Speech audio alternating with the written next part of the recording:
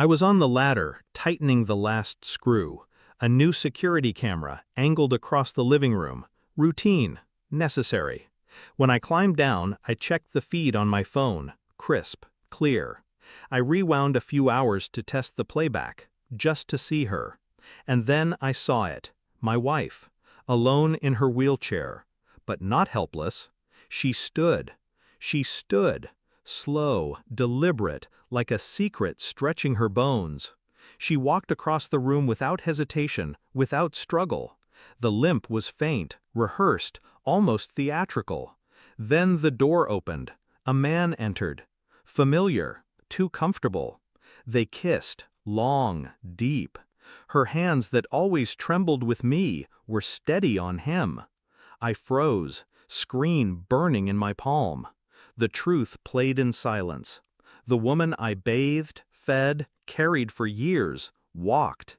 And she had never walked toward me. Denial came first. Maybe it was therapy. Maybe today was some miracle, a breakthrough she hadn't told me yet. But her movements weren't clumsy or joyous. They were natural, practiced. This wasn't her first step. It was her true self slipping free when she thought no one was watching. I remembered the nights she sighed, helpless in bed, calling my name just to move the blanket. The mornings when I fed her spoon by spoon, wiping her mouth as she looked at me with wide, grateful eyes. Every detail, every chore, every burden I carried replayed now with a new filter, performance. And the man? My gut told me he wasn't new. The way she leaned into him, the way his hand slid over her hip without hesitation. Years of sacrifice. My life bent around her care. All of it? A stage. And I had been the audience. I didn't confront her, not yet.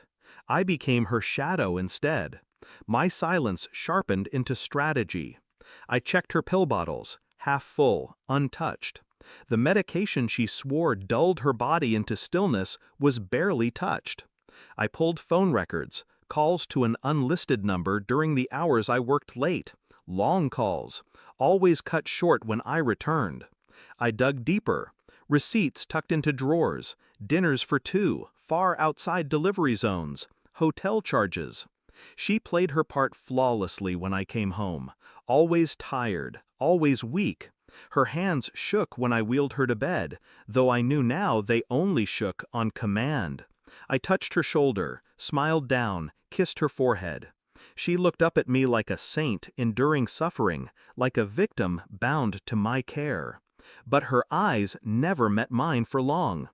Guilt flickered, faint as lightning on the horizon, and I let it stay there, because I wanted her to believe the storm would never reach her. The evidence crystallized in one simple, merciless act. I set another camera in the hallway, hidden, angled low. The next afternoon I rewound, and there it was again. She rose from her chair the moment she thought I had gone, walked smoothly, met him at the door, same man, same embrace. But this time I watched her whisper in his ear, laughing. Not weak, not broken, full of life I had never been allowed to see. She was whole, entire, entirely false. When I returned that evening, she was waiting where I left her, still, frail, hands folded neatly in her lap. "Rough day?" she asked, her voice soft, sweet. I looked at her, this actress in my home, this stranger wearing the face of my wife. And I said nothing, only nodded, because I already knew everything I needed. The next morning I played her the footage, quietly, without comment.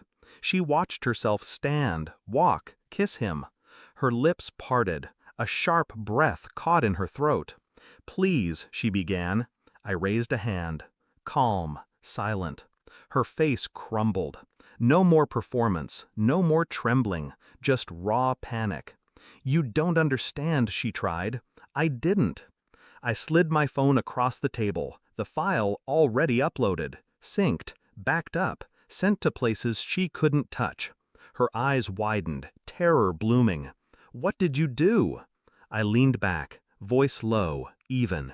"Made sure the truth outlives you." That night, she sat in her chair, not pretending anymore, still, silent, waiting for my anger, my explosion.